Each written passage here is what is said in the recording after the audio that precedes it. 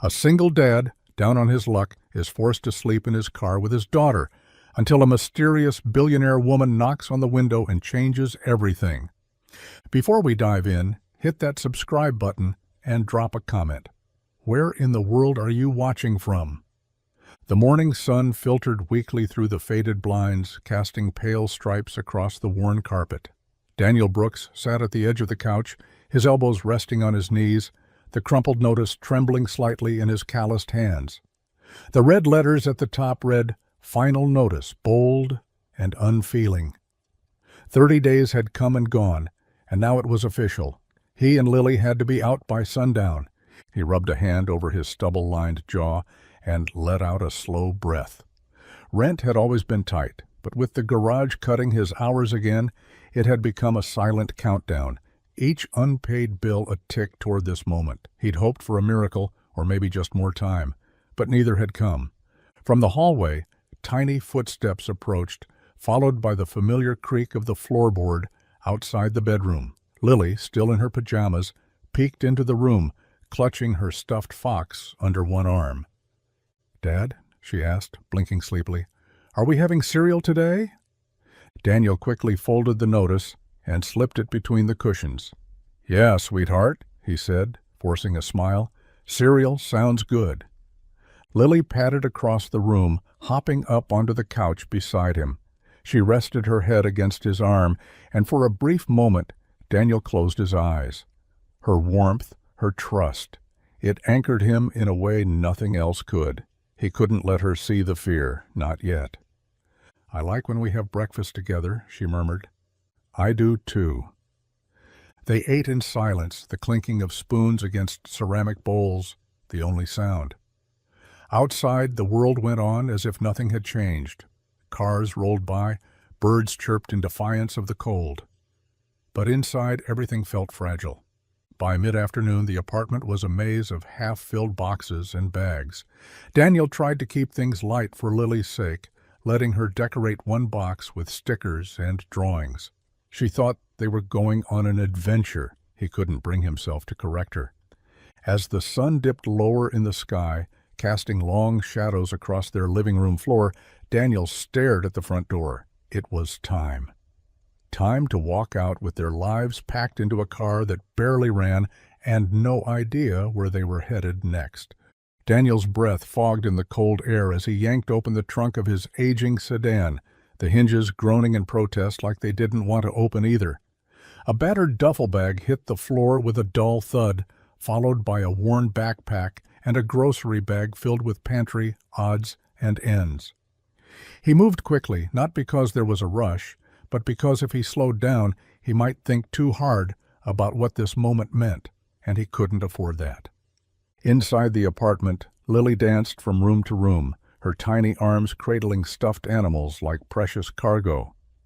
"Do Mr. Pickles and Peanut come too?" she asked, holding up a ragged bear and a giraffe missing one ear. Daniel managed a tight smile. "Of course they do. They're part of the crew." She nodded seriously and gently placed them in her princess-themed backpack, then zipped it up with care. "Okay, we're ready for the adventure." He turned away so she wouldn't see his face falter. Adventure. She thought this was some spontaneous road trip, a break from routine. He wanted to believe that too, for her sake. But every creak of the apartment as they emptied it felt like goodbye. Goodbye to the place Lily had learned to ride her scooter in the hallway. Goodbye to the kitchen where they made pancakes on Sundays, even when the mix was expired. Goodbye to the only roof they'd had since Rachel died. Daniel grabbed the last box, filled with photo frames and a tangle of charger cords, and carried it out to the car. The back seat was already stacked high, leaving just enough room for Lily to buckle in beside her backpack of plush friends. "Can I have the window seat?" she asked as she skipped out behind him. "You got it," he said, opening the door and helping her climb in. He did one last sweep of the apartment, standing in the middle of the empty living room where the echoes of their life still lingered. For a second, he just stood there, the silence pressing in. Then he closed the door, locked it, and didn't look back. The car sputtered to life as Daniel settled behind the wheel. He reached over and took Lily's small hand in his. "Ready?" he asked. She nodded, beaming. "Let's go, Dad." And so they did, into the unknown, with everything they had packed in the back and everything they truly needed riding up front. The parking lot behind the old supermarket was half-lit and mostly forgotten, tucked between a shuttered hardware store and an empty laundromat with flickering neon. Daniel turned off the engine, and the sudden silence felt louder than the hum of the heater had been. The cold crept in quickly, pressing against the windows like a quiet reminder that this was now home. He glanced at the dashboard. The gas gauge hovered just above empty, maybe enough for the morning if they were lucky, maybe not. In the back seat, Lily was curled up under a nest of blankets, her stuffed bear tucked tight beneath her chin. Her breathing was slow and even, her cheeks pink from the chill. Daniel had wrapped her in every spare jacket and sweater they'd had, careful to block any drafts. He reached back and gently adjusted her hood, making sure no strand of hair was left uncovered. "I'm okay, Daddy," she whispered, eyes still closed. "I'm warm." His chest tightened. "Good," he said softly, brushing a hand over her forehead. "That's all that matters." But it wasn't. Not really. Every part of him ached with the knowledge that this wasn't how it was supposed to be. She should have been in a warm bed with nightlights and bedtime stories, not crammed into the back seat of a freezing car, listening to the wind howl outside. Daniel pulled his coat tighter and leaned his head against the steering wheel. The ache in his lower back throbbed from hours of packing and driving. He hadn't eaten since early that morning, but hunger felt distant compared to everything else. Somewhere in the distance, a train horn echoed, low and mournful. A few cars passed on the road beyond the lot, their headlights sweeping across the frost-covered windshield before disappearing again. No one looked twice at the old sedan parked beneath the flickering lamp. Daniel sat there for a while, listening to the soft rhythm of Lily's breathing. The night was bitter and long, but inside the car, where a father kept watch and a daughter dreamed safely, there was something else too. It wasn't much, but it was love, and tonight, that would have to be enough. The pale morning light broke slowly across the supermarket lot, chasing the frost from the edges of the windshield. Daniel shifted in the driver's seat, his neck stiff from sleeping upright, arms crossed tight against the chill.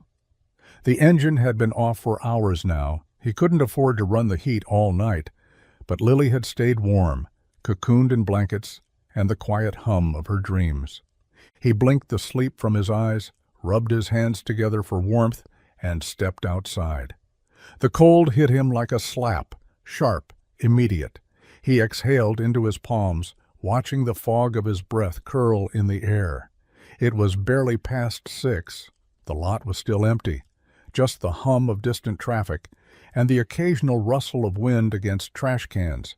He checked on Lily through the window, still asleep, peaceful. That's when he heard it, the low purr of an engine. A sleek black SUV pulled into the lot, its tires crunching lightly over the gravel at the edge. It was the kind of car that didn't belong here, not in this part of town, not parked beside a rust-stained sedan packed with bags and blankets. The SUV rolled to a slow stop, not far from where Daniel stood, arms tucked into his coat sleeves. The windows were tinted, but after a few seconds, the driver's side lowered with a smooth mechanical sigh. A woman sat behind the wheel, late 20s, maybe early 30s, striking in a way that felt effortless. Dark hair pulled into a neat ponytail, sharp eyes, calm but curious. She didn't look out of place in the SUV. She was the SUV, poised, polished, expensive. Her gaze moved past Daniel, landing on the rear window of his car, on Lily. Daniel straightened, a flicker of protectiveness rising in his chest. "Something I can help you with?" he asked, his tone polite but edged. The woman's eyes didn't leave the back seat. "Is she okay?" Daniel hesitated, then nodded. "She's fine, just sleeping." A pause. The woman's gaze shifted back to him, softer now. "You've been here all night?" Daniel didn't answer. He didn't have to. The woman nodded slowly, like she understood more than she let on. Then she rolled the window up and sat there, engine running, watching in thoughtful silence as the morning continued to break. The sun had finally lifted itself over the rooftops, casting long gold beams across the cracked asphalt of the lot. The frost was beginning to melt, turning the windshield into a foggy sheet of condensation. Daniel stood with his arms crossed tightly against the chill, watching his breath hang in the air. He didn't expect the SUV to still be there, but it was. Same sleek lines, same quiet hum of an idling engine. The woman inside hadn't driven off. Instead, she seemed to be waiting, watching. Daniel shifted on his feet, unsettled by the quiet attention. He wasn't used to being noticed, not anymore. Then the window rolled down again. "Hi," the woman said, her voice calm, smooth, but not condescending. She wore no makeup, just a soft gray sweater, and the kind of face that looked like it belonged on the cover of a magazine. Yet her tone wasn't rehearsed or showy, just honest. "Everything okay?" she asked gently. Daniel squared his shoulders. "We're fine." She raised an eyebrow, a subtle, skeptical lift. Her eyes flicked to the back seat where Lily still slept, a blanket wrapped to her chin, and a fog of breath pressing softly against the window. "It's pretty cold to be fine," the woman said. Daniel's jaw tightened. "We're just between places. It's temporary." A beat passed between them, quiet, tense. Not quite hostile, but not open either. He could see the questions forming behind her eyes. Who were they? What had happened? Why was a father and daughter sleeping in a car in the middle of winter? But she didn't ask. Instead, she nodded slowly. "Well, I have some extra coffee," she offered, lifting a cardboard tray from the passenger seat. "And breakfast sandwiches. I bought too many." Daniel hesitated. Pride clawed at his throat. Accepting help never sat easy. Still, when she stepped out of the SUV and walked toward him, tall, composed, hands outstretched with the tray, he didn't stop her.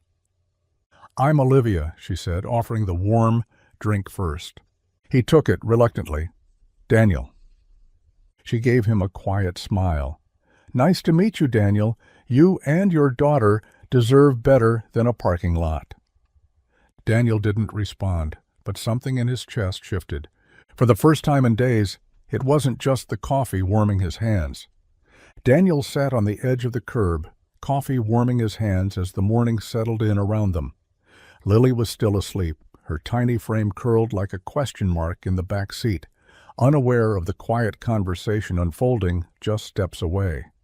Across from him, the woman, Olivia, sipped from her own cup, her posture as composed as ever, but something in her eyes flickered. Not cold, not pitying, just measured. "So," Daniel said finally, glancing at her over the rim of his cup, "you always hand out breakfast in parking lots?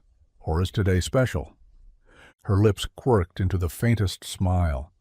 "Not usually, but I saw a little girl asleep in the back seat of a car that clearly hasn't moved all night, and—" She shrugged. "Some things you don't walk away from." Daniel nodded, unsure how to respond. Gratitude and discomfort waged war inside him. He hadn't asked for help, but here she was, giving it anyway. "I'm Olivia Hale," she added, almost like an afterthought.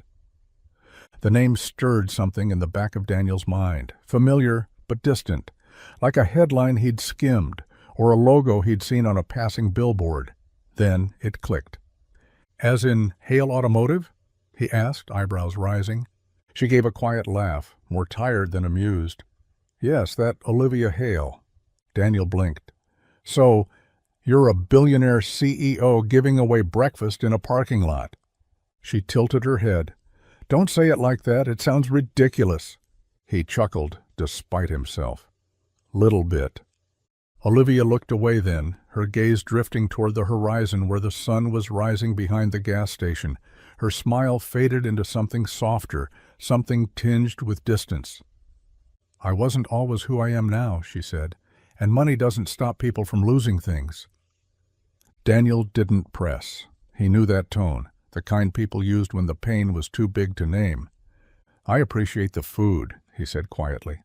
She looked back at him, eyes steady. "You don't owe me anything." Still, Daniel couldn't shake the feeling that she was carrying something too. Something heavy, something she hadn't shared with anyone in a long time. Maybe in their own way, they were both just trying to keep moving forward. The soft sizzle of egg and cheese wafted through the cold morning air as Daniel opened the paper wrapper, his fingers still stiff from the chill. The sandwich was warm, fresh, real, not some processed thing from a gas station shelf. He hadn't even realized how hungry he was until the first bite hit his tongue. The coffee was rich, dark, still steaming in its cup holder. Lily stirred in the back seat, her eyelids fluttering as the scent reached her nose. "Daddy," she mumbled, sitting up with a yawn. "Is that food?" Daniel turned, his heart catching at her sleepy smile. "Yeah, baby girl. We got lucky this morning." She rubbed her eyes and stretched, then reached eagerly for the wrapped sandwich he held out to her. It's warm," she said, taking a bite with the kind of joy only a child could bring to something so simple. Daniel leaned against the car, watching her, his chest tight. He didn't know how to process the kindness they'd just been shown. Olivia hadn't asked permission. She hadn't hovered or made it into a moment. She had simply handed over the tray, smiled, and said, "There's more in the bag. I didn't know what Lily might like." Then she was gone. No big farewell, no explanation, just a quiet walk back to her SUV, the engine humming to life, tires crunching against gravel as she pulled out of the lot and disappeared into traffic. Daniel stood there for a long time after, sandwich half finished in one hand, watching the place where her taillights had vanished. He wasn't sure what unsettled him more, the gesture itself, or how deeply it hit. People didn't usually do things like that, not without expecting something in return, but Olivia hadn't lingered. She hadn't asked for thanks. She hadn't made it feel like charity. It felt human, rare, real. He looked down at Lily, who had finished her sandwich and now leaned her head on the back of the seat, smiling up at him. "She was nice," she said. "Do you think we'll see her again?" Daniel didn't answer right away. He didn't know what to believe anymore. But for the first time in a while, hope didn't feel so far out of reach. The engine coughed as Daniel pulled up to the curb outside Lily's school, the kind of rough sputter that made him instinctively glance at the dashboard, still hovering on empty. The gas would hold, maybe for another day if he was careful. But after that, there was no plan, just the quiet weight of now. Lily adjusted her backpack and reached for the door handle, pausing before she stepped out. "Will you be okay today, Daddy?" Daniel forced a smile, the kind that hurt to hold. "Of course, just going to look for some work, maybe fix a few things. I'll be right here when the bell rings." She nodded solemnly, her little face far too aware for 7 years old. Maybe today's the lucky day. He reached over and tucked a strand of hair behind her ear. Maybe it is. She jumped out and waved before disappearing into the stream of kids pouring through the school's front doors. The second she was gone, Daniel exhaled and leaned back in his seat, the silence swallowing him whole. He spent the next hour driving through town, stopping at every temp agency, mechanic shop, and warehouse within a 10-mile radius.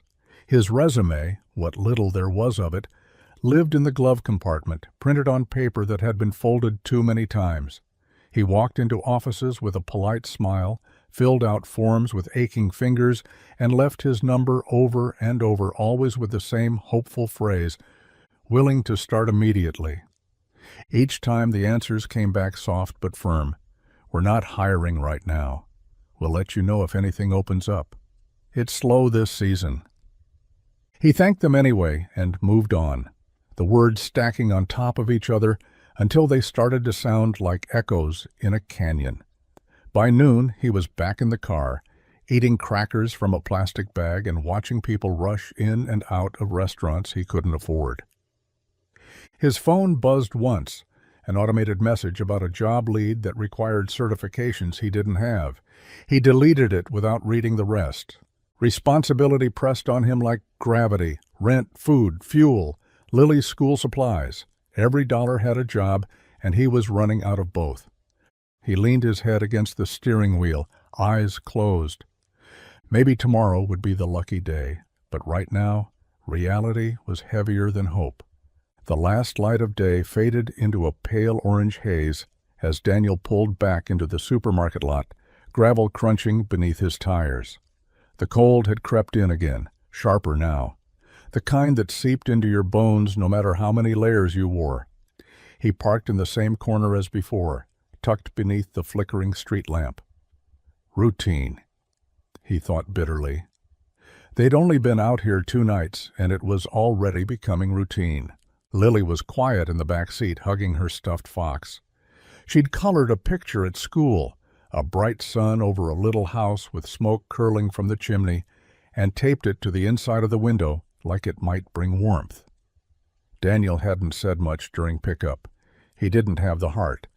He leaned his head back and closed his eyes for a moment, just one moment of stillness.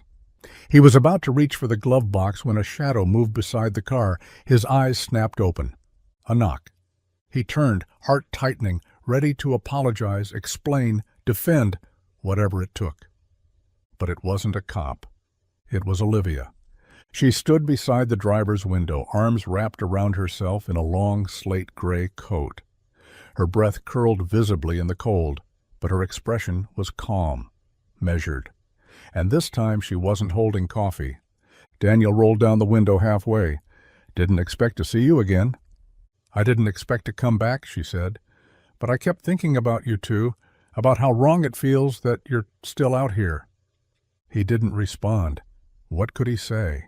"I have a guest house," she continued, voice steady. "It's empty, clean, quiet. It's got heat, hot water, and space for Lily to sleep in a real bed." Daniel gripped the steering wheel, jaw tight. "Why?" "Because you helped her feel safe. Because no one should have to sleep in a car in winter. And because I can." He looked back at Lily, who was watching Olivia through the glass, wide-eyed and hopeful. "Just one night," Olivia added. "No strings." Daniel hesitated, then nodded once. And just like that, the night changed, not because of luck, but because someone refused to look away. Daniel followed Olivia's SUV in silence, headlights bouncing along the winding road just outside town. The farther they drove, the more the world seemed to shift. City lights giving way to quiet hills, cracked pavement traded for smooth asphalt. Lily sat up straighter in the back seat, her nose nearly pressed to the glass as they passed long iron gates and rows of trees strung with soft, glowing lights. "Daddy," she whispered, eyes wide, "is this a castle?" Daniel gave a tired smile. "Feels like one, doesn't it?" When they reached the end of the driveway, the SUV curved around a grand circular path and stopped near a wide estate house, its stone walls bathed in warm light. But Olivia didn't lead them toward the main doors. Instead, she parked off to the side, where a cobblestone path wound its way toward a smaller building nestled beneath tall oaks. "This way," she said as she stepped out, her voice low against the quiet of night. Daniel and Lily followed her to the guest house, a charming cottage with white trim, a small porch, and flower beds now tucked in for winter. It was modest compared to the mansion behind them, but to Daniel it looked like something from a different life. Inside, the air was warm, softly scented with cedar, and something sweet like cinnamon.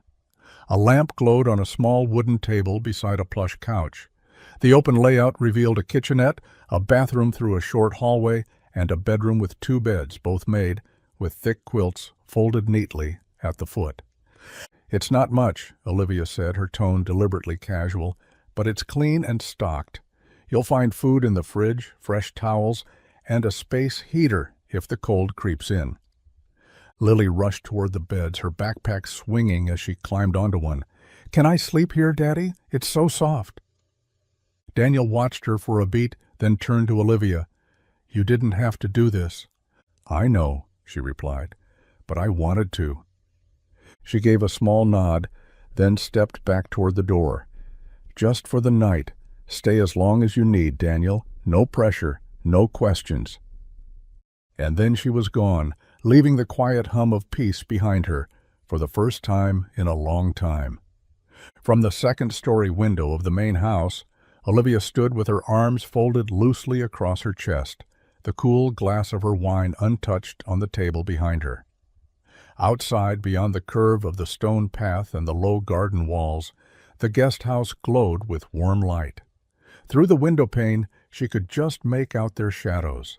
Daniel moving around the small kitchen, Lily dancing in her socks across the hardwood floor with the carefree energy only children possessed.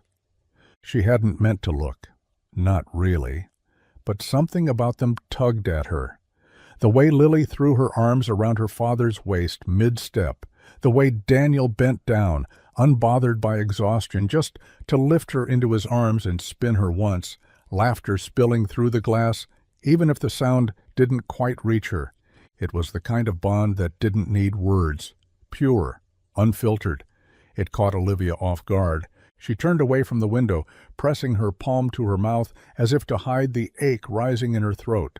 It had been years since she'd seen anything like that, since she'd felt anything like that. Elliot would have been 10 now. The thought came uninvited, as it always did. Sharp, unwelcome, but inevitable. Her chest tightened, and she blinked against the sting in her eyes. She never talked about him, not to her board, not to the press, not even to the people who claimed to be close. They didn't ask any more. Grief made people uncomfortable, especially when it lingered. But watching Daniel and Lily felt like looking through a window, not just into their lives, but into her own past, into what might have been. The bedtime stories, the midnight snack runs, the giggles echoing off hallway walls, all the things that money could never replace once they were gone. She leaned against the window frame, her reflection faint in the glass.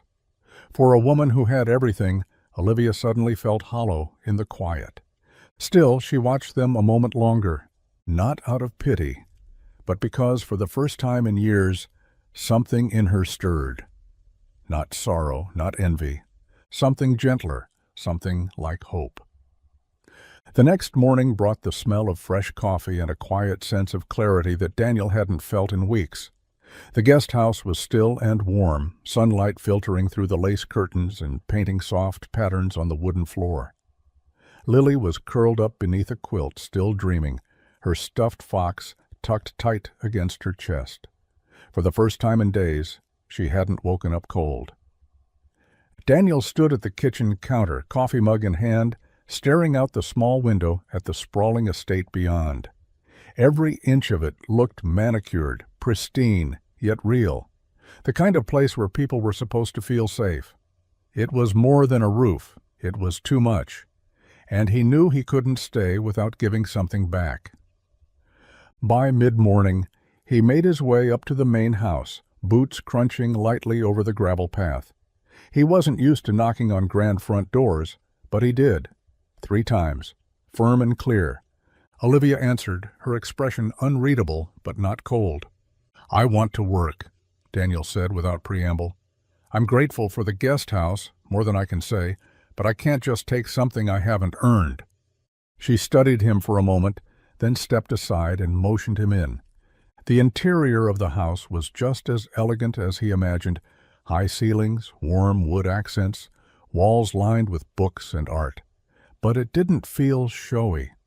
It felt lived in, like someone had built a life here, not just a facade.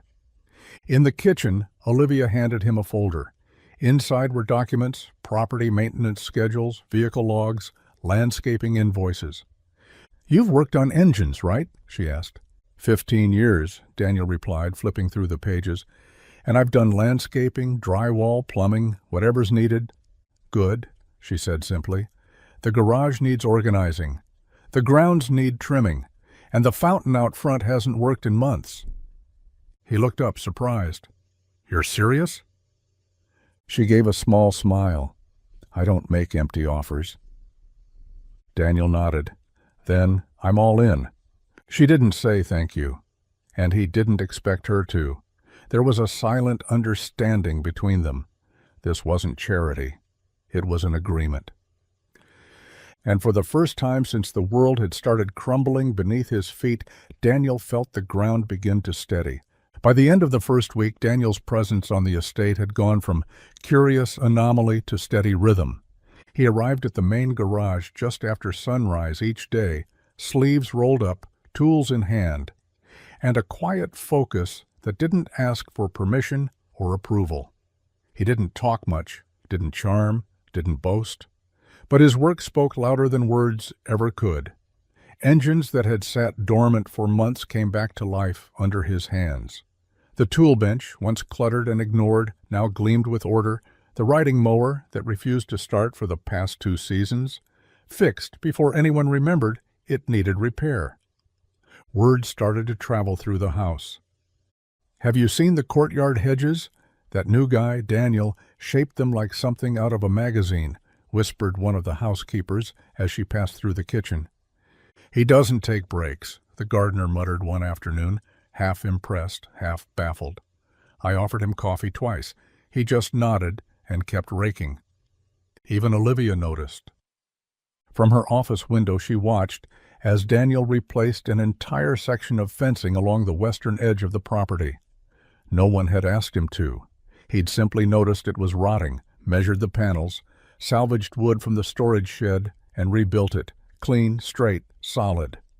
When she approached him later that evening, he was still out there, hammer in hand, sweat dampening the collar of his shirt despite the cool breeze. "You could have told someone," she said. He looked up, brushing a hand over his forehead. "Didn't see the point in waiting." Olivia said nothing, just nodded once. But the corner of her mouth lifted. Daniel didn't need praise. He wasn't trying to prove anything. He just was. Reliable, steady, honest, a man who kept his promises even when no one was watching. That evening, as Lily helped set the table in the guest house, and Daniel rinsed the dirt from his hands, there was a lightness in the air. Not comfort, not yet, but something close. A rhythm settling in. A sense that perhaps they belonged, not just on the estate, but in someone's trust. The rain came softly that evening, tapping against the windows in gentle rhythms that filled the silence Olivia had grown so used to. She sat in her study, legs tucked beneath her, on the wide leather armchair, the fireplace throwing flickering shadows across the floor. The house was quiet, too quiet. Always had been, ever since the echoes of laughter stopped living in its walls. She stared at her reflection in the tall glass of the cabinet across the room. In the dim light, it was a faint silhouette, sharp lines, poised posture, the image of a woman who had it all. But Olivia knew better. She knew what sat behind the crisp tailoring, the practiced calm, the success that others mistook for strength. A folder lay open on her lap, nothing urgent, just quarterly reports, acquisitions, logistics. Easy things, controllable things. Numbers didn't lie and they didn't leave. People did. Her eyes drifted to the framed photo on the shelf.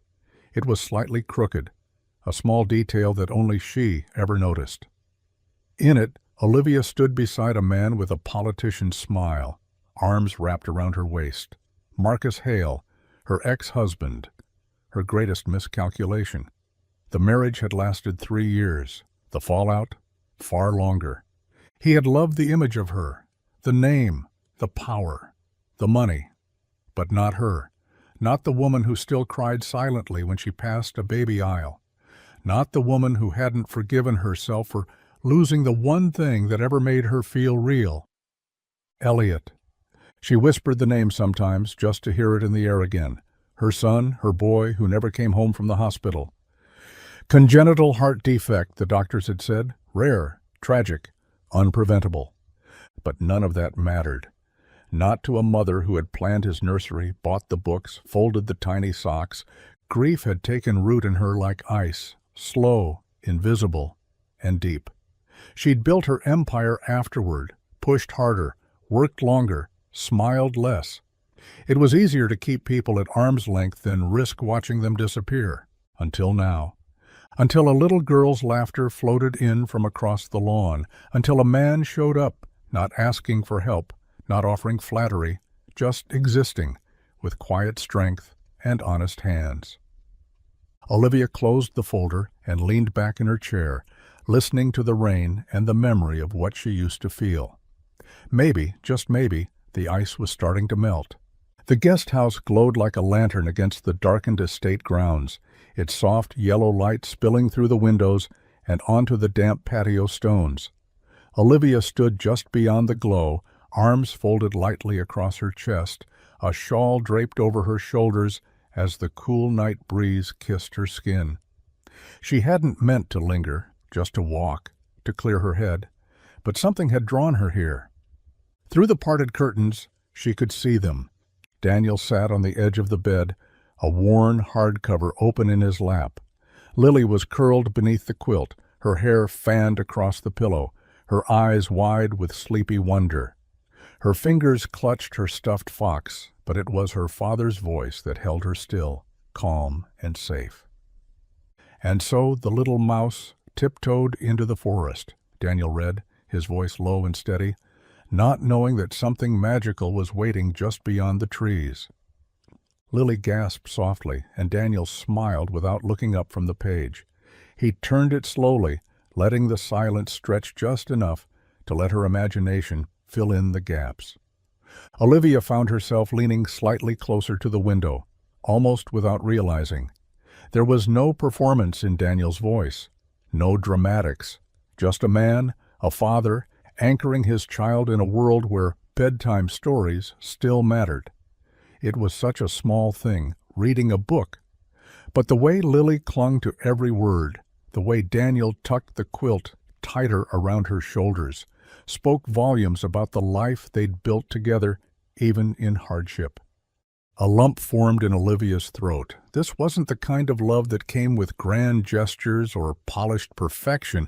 It was quieter, stronger, built in whispered pages and gentle hands brushing hair from a little girl's face. She stepped back into the shadows as Daniel closed the book and kissed Lily's forehead. The light inside dimmed, and soon the only sound was the rustle of the wind through the trees.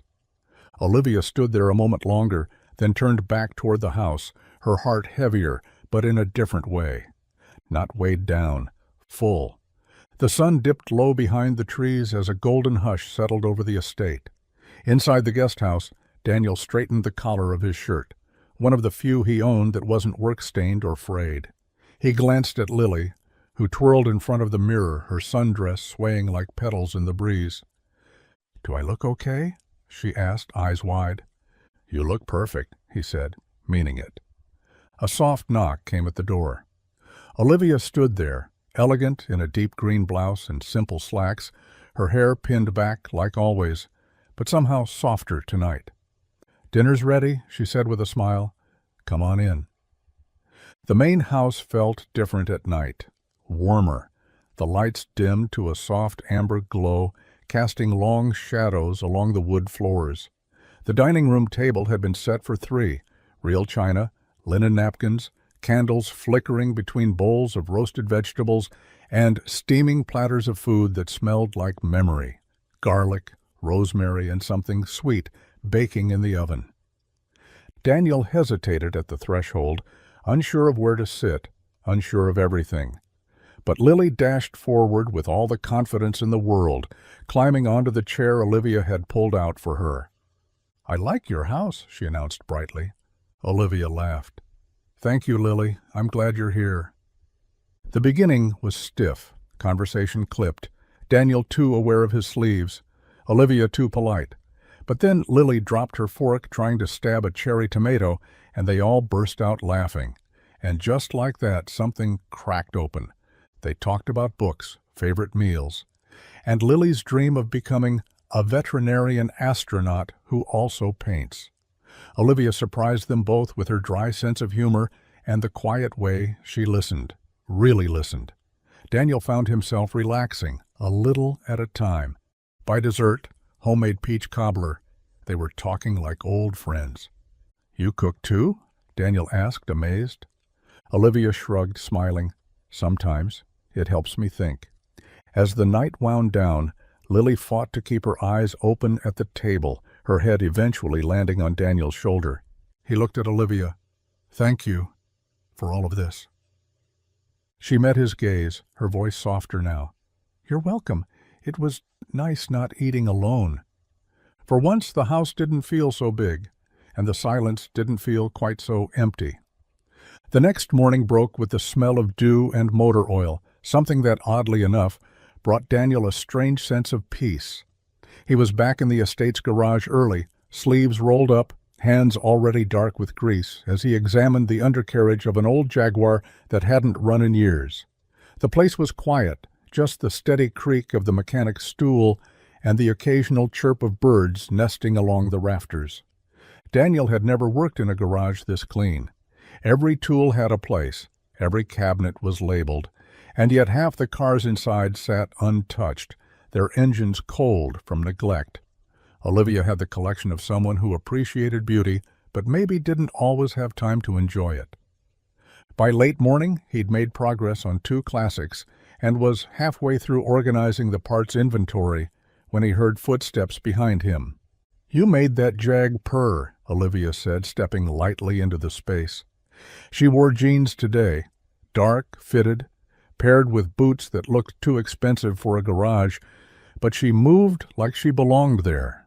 Daniel straightened, wiping his hands on a rag. She just needed someone to care. Half these cars just want a little attention. Olivia nodded, walking past him to run a hand along the hood of a cherry-red convertible. "I've had this one for 3 years. Never trusted anyone to touch it." He raised an eyebrow. "You're trusting me?" "I already am." She turned to face him fully then, expression thoughtful. "I've been thinking, this estate is too big to manage piece by piece. Between the vehicles, the maintenance, and the grounds, someone needs to keep it all running, and you're already doing it." Daniel tensed slightly. "I'm not looking for charity." "This isn't charity," she replied evenly. "It's a job offer. Full-time, salary, benefits, a stable place for you and Lily, for as long as you want it." He was silent for a moment, the weight of her words settling slowly over him. After everything, after sleeping in his car, after scraping by, after pretending not to need help, it felt like breathing for the first time in months. "You're sure?" he asked. "I don't offer what I don't mean." Daniel looked down at the wrench still in his hand, then back up at her. "Then I'm in."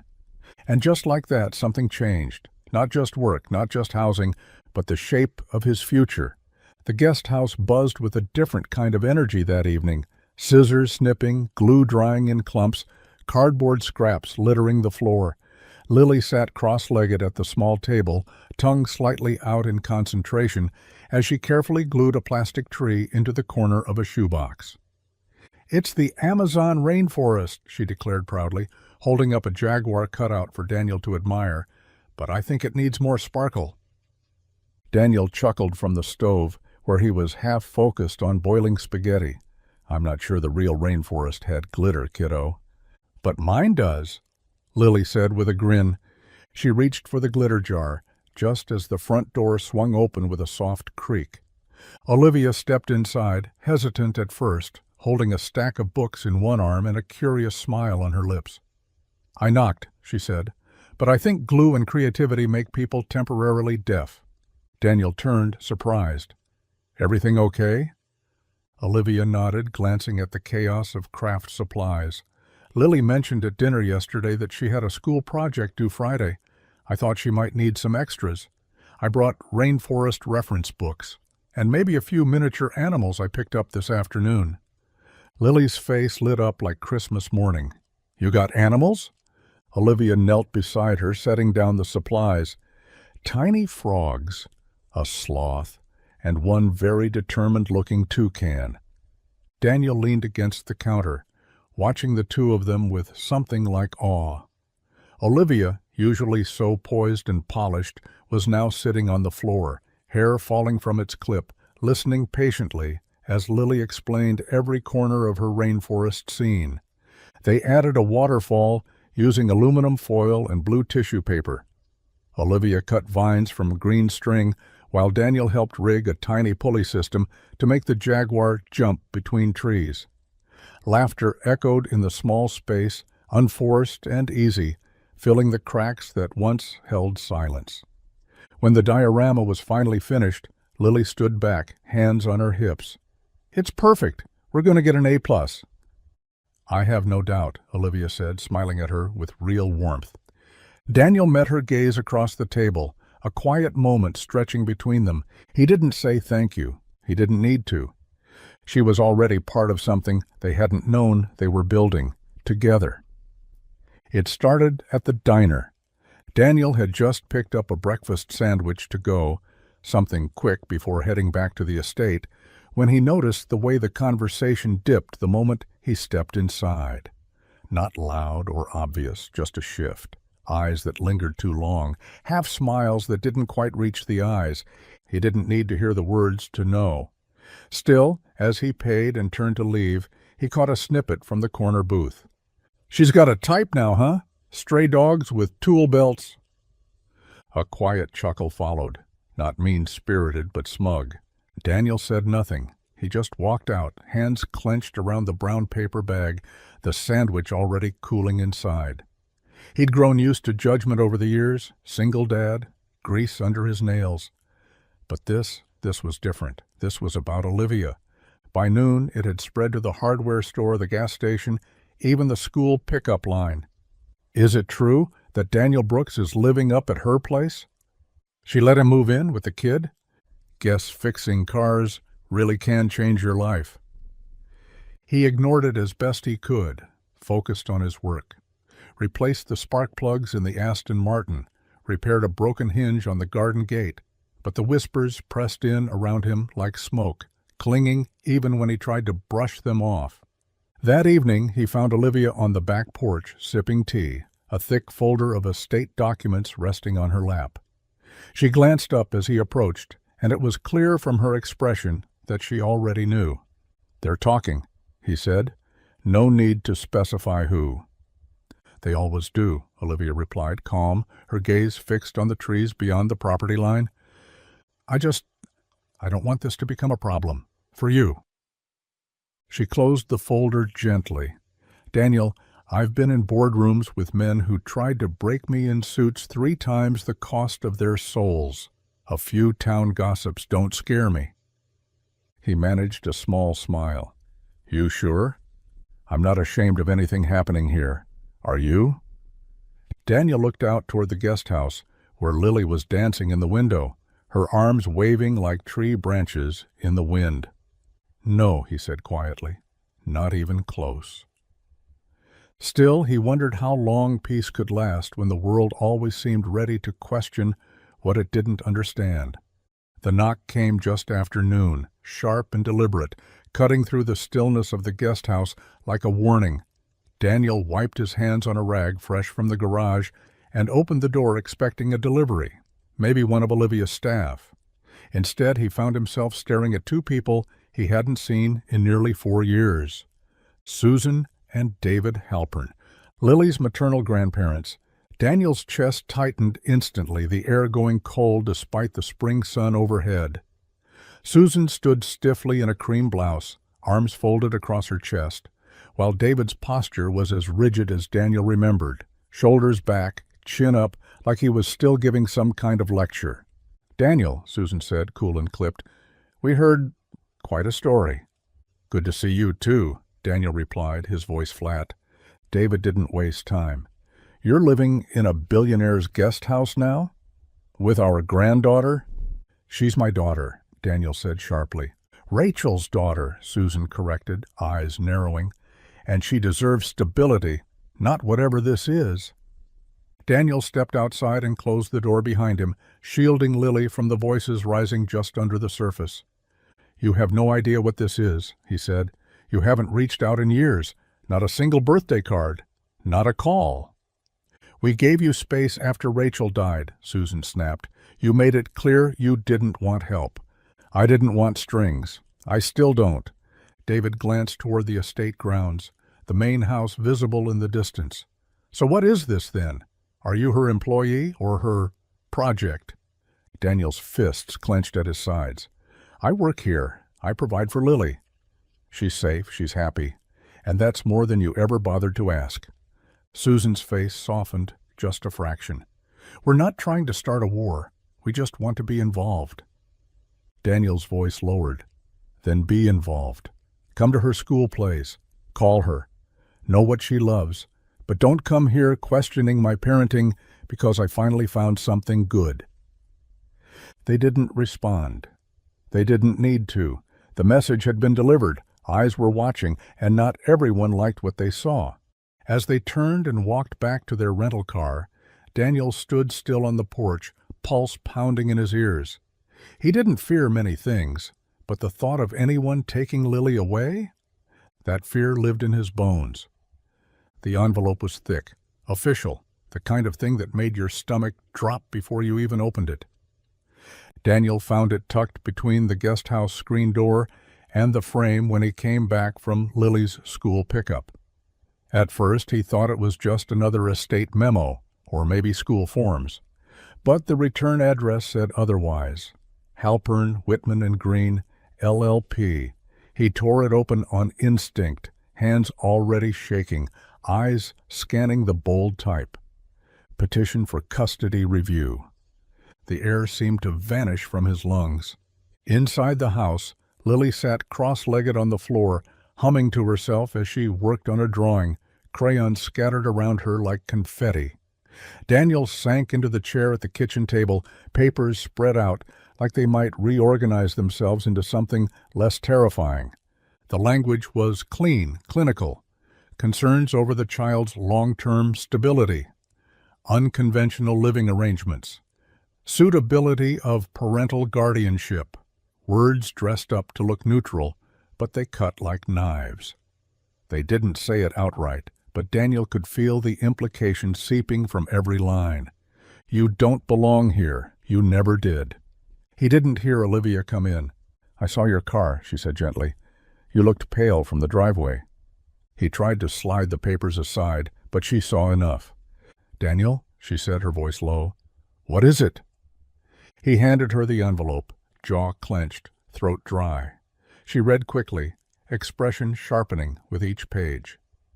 They're going after custody, she said, almost to herself. They think because I'm living here, it's unstable, like I'm taking handouts instead of trying to survive. She looked up at him. You're not taking handouts. I know that, he said more harshly than he meant. But to them it's a story. Mechanic moves into billionaire's house. Must be unfit. She set the papers down with care.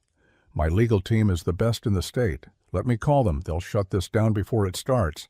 He hesitated. I appreciate it, but I don't know if I should be leaning on you like that. This is my fight. Olivia didn't flinch. It may be your fight, Daniel, but you're not in it alone. Not anymore. He looked toward the hallway where Lily's laughter echoed faintly, and he knew, no matter how much pride he held, he couldn't risk losing her. Not for anything. The lights shimmered like stars caught in chandeliers. High ceilings, polished marble, champagne flutes balanced in delicate fingers. It was a world Daniel had only ever seen in passing, through magazine pages left behind in waiting rooms or glimpses on hotel lobby TVs. And yet here he was, standing just inside the ballroom of the Hawthorne Hotel, the weight of a rented tux pressing against his collar, feeling like a man who had wandered into the wrong life. Across the room, Olivia Hale moved with effortless grace. Her dress, midnight blue, elegant, understated, flowed with every step. People gravitated toward her, smiled at her, angled themselves to be noticed. She gave just enough of herself to each interaction to be polite, but Daniel could see it in her eyes. She wasn't in it. Not really. She never was. He adjusted his tie and caught sight of himself in a mirrored column. He looked wrong here. Too broad-shouldered, too rough around the edges. Hands built for engines and bolts, not handshakes and flutes of rosé. Then Olivia spotted him. She excused herself from a small group of donors and crossed the floor toward him, her expression softening in a way it never did with anyone else. "You clean up well," she said, a smile tugging at the corners of her mouth. "I'm just trying not to trip," Daniel replied, tugging at his collar. "I think this tie is cutting off circulation to my brain." She laughed, a real one, and slipped her arm into his. "Don't worry. You've already survived worse than a ballroom." The evening unfolded slowly. Speeches, small talk, silent auction paddles raised in flickers of wealth. Daniel didn't know the language of luxury, but he knew people. He watched the way some eyes lingered on him, the whispers not even veiled. That's him, the mechanic, the one living with her. But Olivia never wavered. She introduced him without apology, without hesitation. "This is Daniel Brooks," she said simply. "A friend, and someone I trust." And when they stood side by side beneath the golden lights, even in a room full of money and power, Daniel didn't shrink. He stood tall, because beside Olivia, he didn't feel like the outsider anymore. He felt seen. The champagne had lost its sparkle by the time the evening reached its peak. Laughter rang through the ballroom, hollow and practiced, echoing against gilded ceilings and clinking glass. Daniel stood near one of the tall cocktail tables, a fresh drink in hand he hadn't touched, watching the crowd move like a polished machine. He could feel it, eyes on him. Not curious, not kind, the kind of glances people gave when they thought they were too polite to be obvious. Old money had a particular way of measuring a man, not by merit, by lineage, by polish, by pedigree. And Daniel, no matter how crisply he stood or how tightly he tied his bow tie, would never be one of them. From across the room, Olivia was caught in conversation with a man Daniel hadn't seen before. Tall, sharply dressed in a slate-gray tux, with a presence that demanded attention. His confidence wasn't showy. It was the sort built from years of being told yes. Daniel watched as the man leaned in a little too close, smiling like he knew a secret, his hand resting on Olivia's arm just long enough to mean something. She stiffened. Daniel set down his glass and made his way over, his steps calm but purposeful. "Daniel Brooks," Olivia said when he reached her side. Her voice was steady, but her eyes warned him of something deeper. "This is Charles Whitaker. We used to work together." Charles smiled, all teeth. "I've read about you," he said, extending a hand Daniel didn't take. "Quite the story, from engine grease to the guest house. Must be one hell of a ride." Daniel said nothing, his jaw tight. "I have to admit," Charles continued, sipping his drink, "I didn't think Olivia was the sentimental type, but I suppose we all have our little indulgences." Olivia's voice cut like glass. "That's enough, Charles." He chuckled, unfazed. "Of course, I forget myself." Charles stepped away, fading into the crowd with the smug ease of someone who'd always gotten away with things. Olivia exhaled slowly. "I'm sorry," she said, her voice low. "He's harmless, just petty." Daniel looked after the man, then back to her. "He's not harmless. He's exactly the kind of man who thinks people like me don't belong here." Olivia met his gaze, unflinching. "Then let's prove him wrong." And in that moment, they weren't just standing in a ballroom. They were standing together. Against old names, against quiet judgment, against the weight of everything unspoken. The house had long since gone quiet. The guests, the laughter, the music, all gone, fading into the hush of midnight. Only the soft ticking of the antique clock in the hall and the occasional creak of old wood remained. Olivia sat curled on the leather couch in the study, barefoot, her evening gown exchanged for a worn sweater and leggings. A fire flickered low in the hearth, casting shadows that danced across the bookshelves and walls, lined with photographs she never talked about. Daniel entered quietly, 2 mugs of tea in hand. He offered her one without a word, then sank into the armchair across from her, his tux now replaced with jeans and a plain shirt. The stiffness of the night had worn off. All that was left now was what lingered underneath. "Thanks," she murmured, wrapping her hands around the mug. They sat in companionable silence for a while, the kind of silence that didn't need to be filled, until Olivia set her cup down and stared into the fire, her voice barely above a whisper. I used to have a brother. His name was Jacob." Daniel looked up. She wasn't meeting his gaze, just watching the flames like they might speak for her. "He was 4 years younger," she continued. "Smart, loud, always had dirt on his face and a joke in his pocket. He hated all of this." She motioned vaguely to the room, to the house, to the world it represented. "He used to say money made people forget how to be human." "What happened?" Daniel asked softly. Her jaw tightened. "Car accident. He was 19, out late with friends. I was supposed to pick him up that night, but I got caught on a conference call. Told him to take a cab. He never made it." The silence that followed was heavier than before. "I threw myself into work after that," she said. "Built the company faster than anyone thought I could. People thought it was ambition. It was guilt." Daniel leaned forward, elbows on his knees. "You can't carry that forever, Olivia." She looked at him then, really looked. No mask, no armor, just pain, honest and raw. "I don't know how to put it down." "You don't have to," he said gently. "But you don't have to carry it alone either." And in the quiet that followed, something shifted between them. No longer just trust, but understanding.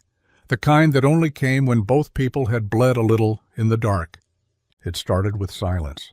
Lily usually bounded out of school like the wind itself, backpack swinging, arms wide, her words tumbling over each other as she raced to tell Daniel about her day. But this time, when the bell rang and the kids poured out of the building, she walked slowly, head down, shoulders tight, her spark dulled. Daniel noticed instantly. "Hey, kiddo," he said, kneeling beside her as she reached the car.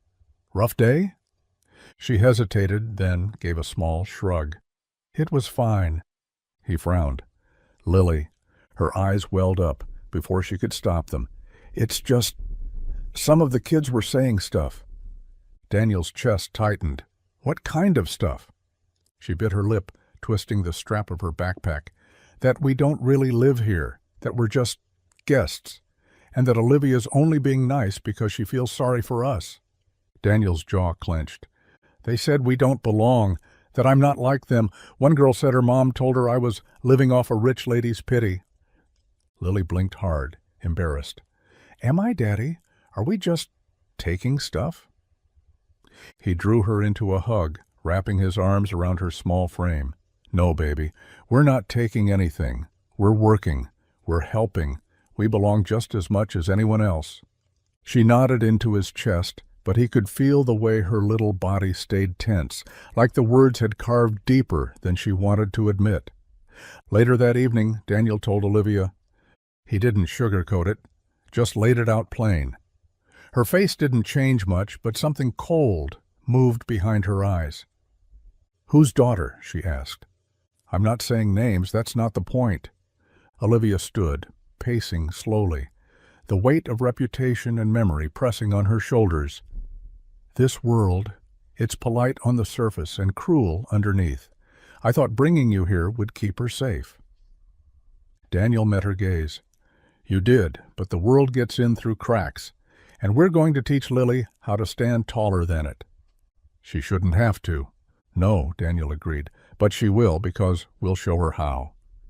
They didn't need to fight the world for Lily. They just needed to teach her she was strong enough to face it, and loved enough to never face it alone. The next morning, Daniel walked Lily to school himself. He didn't say much on the drive over, just kept one hand on the steering wheel and the other gently resting on Lily's backpack in the seat beside him.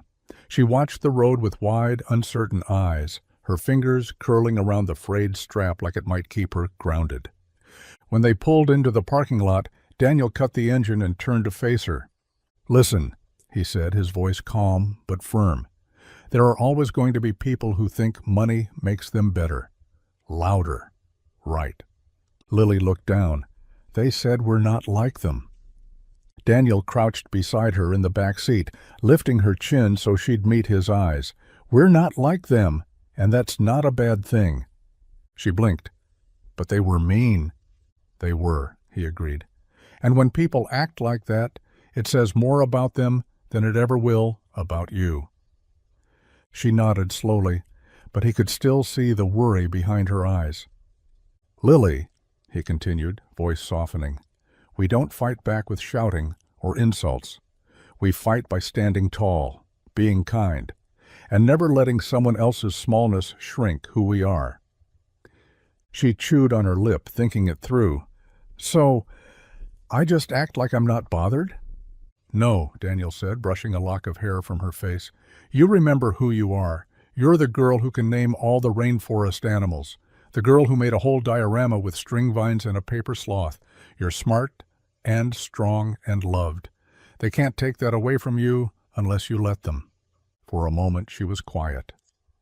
Then she nodded, this time with more certainty. Okay. He kissed the top of her head, then walked her to the entrance. She squeezed his hand before letting go, shoulders squared a little higher than the day before. And as Daniel watched her disappear through the school doors, he felt it, not the helplessness he'd feared, but the quiet certainty of something stronger.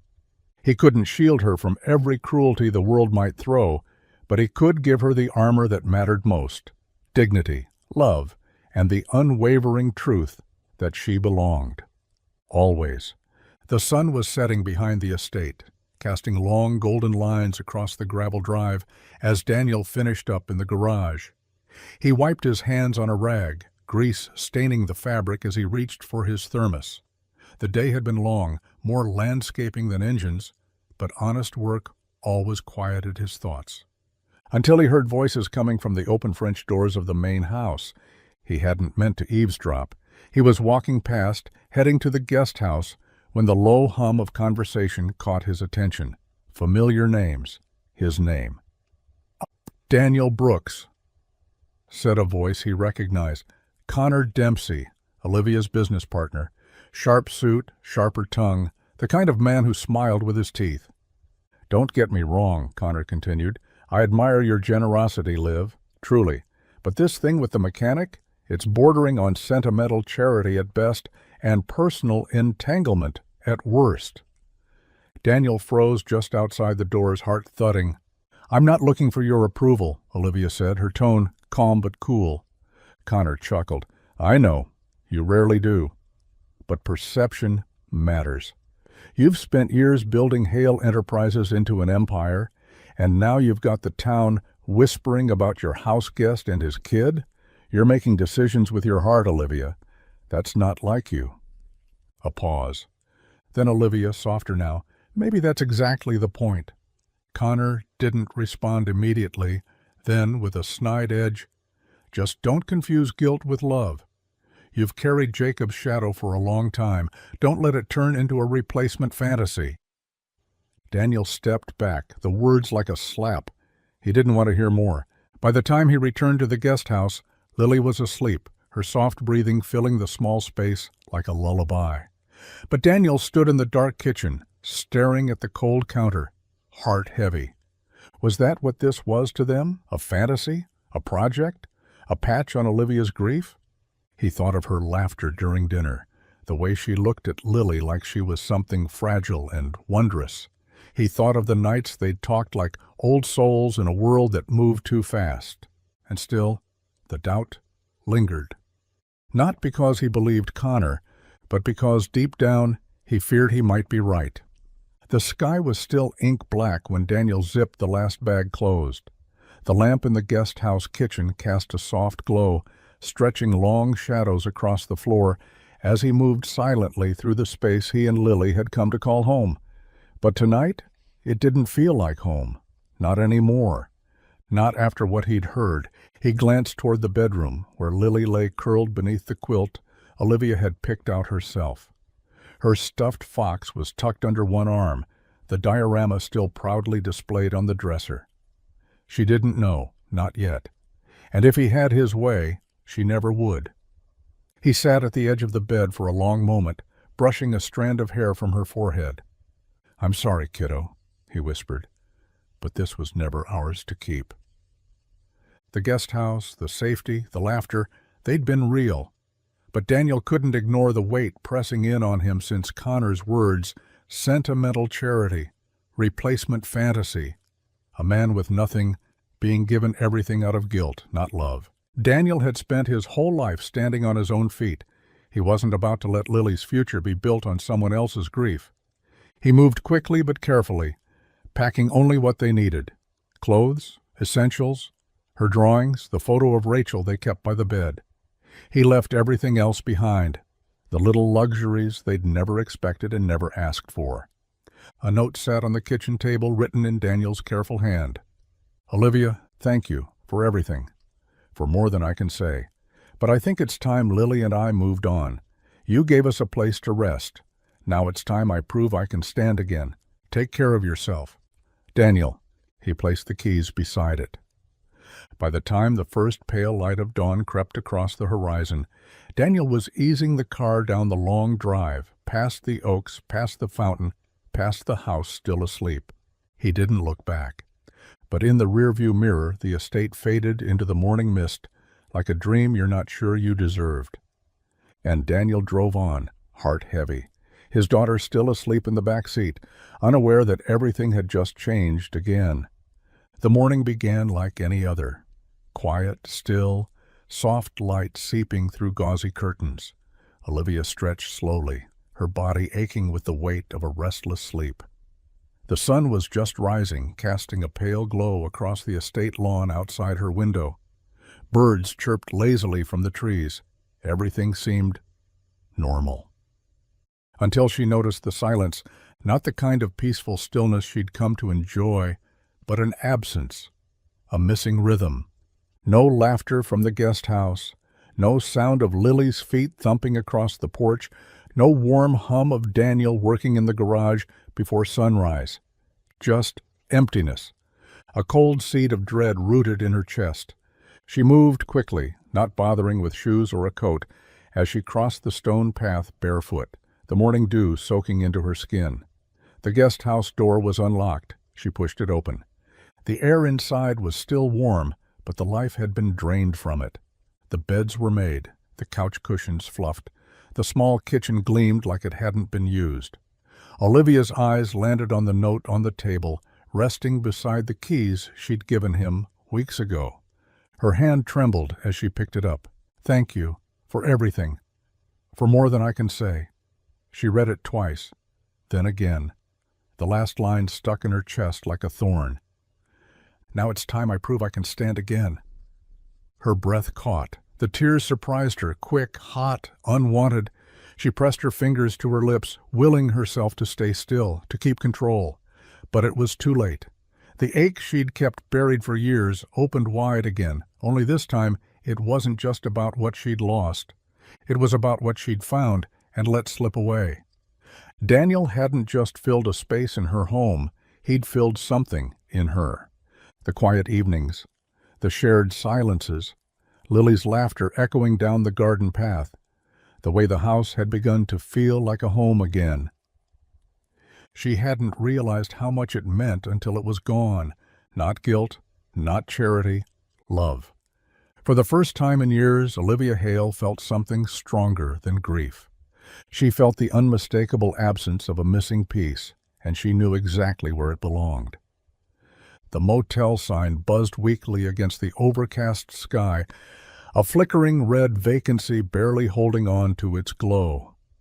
Olivia sat in her car across the street, fingers clenched tightly around the steering wheel. The lot was nearly empty. Just a couple of rusted pickups, a dented SUV, and his car, parked crooked beneath a dying maple tree. She stared at it for a long time, heart pounding harder than she cared to admit. This wasn't a boardroom. This wasn't strategy. This was something she couldn't rehearse or reason through. This was personal. Olivia stepped out into the wind, wrapping her coat tighter around herself as she crossed the street. Her heels crunched against the gravel as she reached the door marked Room 6. Faint voices filtered through the thin walls. Lily's laughter, a TV on low volume, Daniel's voice, soft and steady, familiar, comforting. She knocked. Silence. The door opened a moment later, and there he stood, rumpled flannel shirt, shadows under his eyes, surprise carved deep into his expression. "Olivia," Daniel said, stunned. "What are you?" "You left," she said quietly, not accusing, just raw. He stepped out, pulling the door halfway closed behind him so Lily wouldn't see. "I thought it was the right thing." "For who?" she asked, voice trembling. "For her? For me? Or just for your pride?" He didn't answer. "I read your note, Daniel," she continued, eyes shining. "And it was noble, it was strong, but it was also wrong. You don't have to prove anything, not to me." "I didn't want to be a problem," he said, looking down. "Didn't want Lily to grow up thinking her life was borrowed." "She didn't borrow anything, neither did you. You gave me something, Daniel. You and Lily filled a part of my life I'd boarded up years ago." He looked at her then, really looked, at the vulnerability etched into every word, every breath she took to stand in front of him. "I don't want a thank you," she whispered. "I want a family. I want you, both of you, if you'll still have me." For a long moment he said nothing. Then, with a breath that seemed to unburden his entire soul, Daniel opened the door wider. "Come inside." The motel room was dim, its single lamp casting a yellow glow over the faded carpet and peeling wallpaper. Lily sat on the bed, legs swinging as she flipped through a picture book, unaware that the entire course of their lives hung in the quiet between her father and Olivia. Daniel closed the door gently behind them, his back resting against it for a beat longer than necessary. Olivia stood by the small table, arms crossed, not defensively, but like she was holding herself together. He looked at her, really looked at her, and saw not the poised billionaire, not the woman from headlines or whispered town gossip. He saw Olivia, the one who knew how to laugh at Lily's glitter messes, who cut vines for a rainforest diorama, who sat in silence beside him when words weren't enough. The room seemed to close in around them. "You scare me," Daniel said finally, his voice low. "Not because of who you are, but because I don't know how to let someone help me without feeling like I'm losing part of myself." Olivia stepped closer. "I'm not here to take anything away from you, Daniel. I never was. I just want a chance to give something back." He glanced toward Lily, her head now resting on the pillow, eyelids fluttering with sleep. "I've fought so hard to keep her safe," he whispered, "to stand on my own, to never owe anyone more than I could repay." "And you've done that," Olivia said gently. "You've carried more than most ever could, but maybe, just maybe, it's okay to put some of that down." He ran a hand over his face, the weight of it all catching up with him. The fear, the pride, the quiet exhaustion of being everything to someone with no one else to lean on. "What if I say yes?" he asked. "What if we try, and it falls apart?" She met his eyes. "Then we face it together, like everything else." He exhaled slowly. This wasn't just about shelter, or love, or even Lily. It was about choosing to stop surviving and start living, with someone willing to hold half the weight. Daniel reached for her hand. "Then let's try," he said, and in that moment he chose not to run. He chose home.